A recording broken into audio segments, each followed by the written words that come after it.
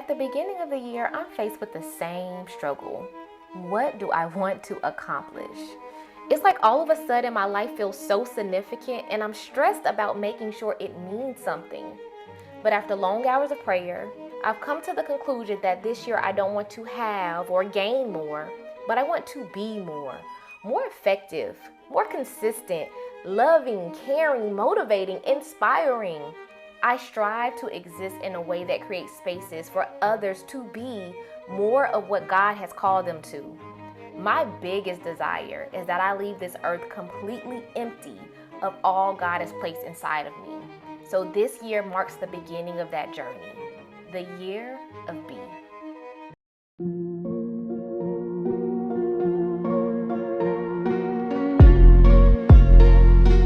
All right, thank you so much. That was quick. Look, I put thank you, Jesus. I never went and changed it. Oh.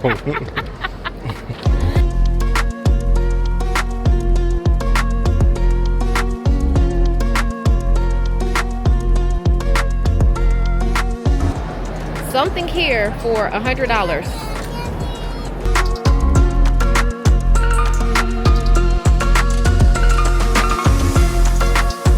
This way. You getting that one you let the people see? Let me see. You getting this one right here? Yes. Thank you. For sure. Send me the YouTube link. Okay.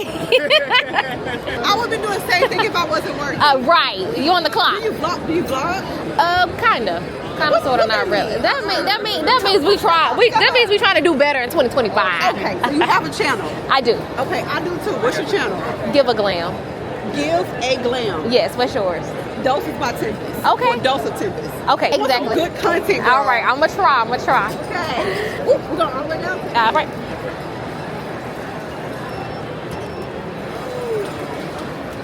It's my time. My hour wait. I know, right? It was worth it. It was worth the wait. How are you? Though. It was worth it. Okay. Okay, I'm gonna do this one in a medium. Okay, perfect.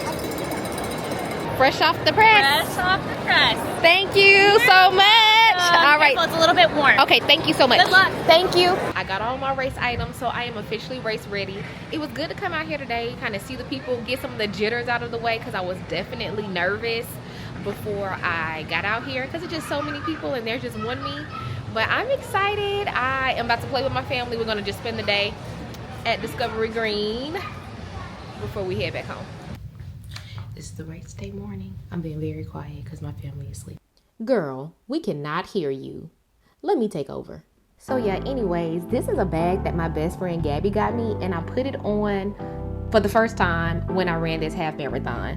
That may or may not have been a good idea, but I felt like this made me look official and I needed it, and I have no regrets. So you really couldn't tell me nothing once I secured that bag on my body. Also, I had this hat. Now it's really cute. It's a thermal. It keeps your ears super warm. It keeps the sun out of your face. And look, a bun in the back. There's a space where you can put your ponytail through, and I thought that was cute. I also wore these black Nike, I forgot the name of them, but it's just an all black ensemble. And then I finished it off with my bib because thank you, Jesus, we made it, and I am crunk, and I can't believe I'm doing it.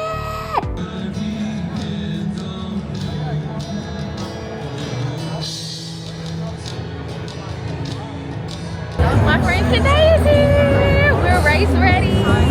This is the whole reason I'm even here. And she almost. She gonna beat me. It's not a race. It's our own race. Yeah. What we gonna do, I think. So excited. It's cold outside. Yes. Now we're walking in the cold, y'all. The people are running already. They gotta make that shorts. I know.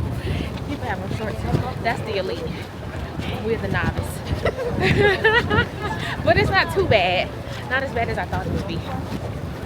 So what I didn't know is that you have a different corral depending on your speed. So these people must be in the first one because they running. Ladies, welcome to the start line.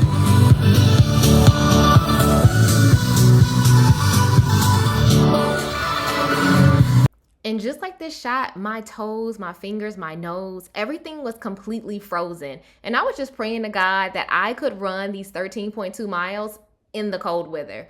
And luckily, that is exactly what I did. I made it to the finish line. Thank you.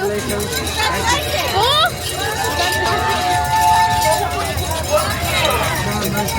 I got my finisher medal. It's official. Yeah. I'm done, and my family is all here to support me. We took pictures. I'm gonna post those up because that was cuter than what we got going on right now.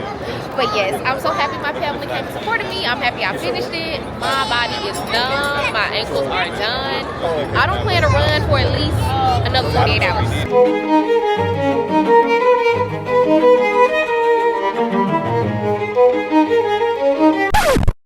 So that is what I was doing. However, that is no longer the method I'm using. I started the year off using the 12-week year method because I really like the idea. But it didn't work for me, and I'm going to tell you why. One, it requires perfection, not of the task that you have to do, but of the process itself. If you are a person who utilizes your planner daily and consistently, I think this is a good approach for someone like that. But for someone like me who will write down a full to-do list and never look at it again for the rest of the day, this is a difficult process. So for the first 2 weeks, I was very diligent about making sure it was the first thing I did in the morning.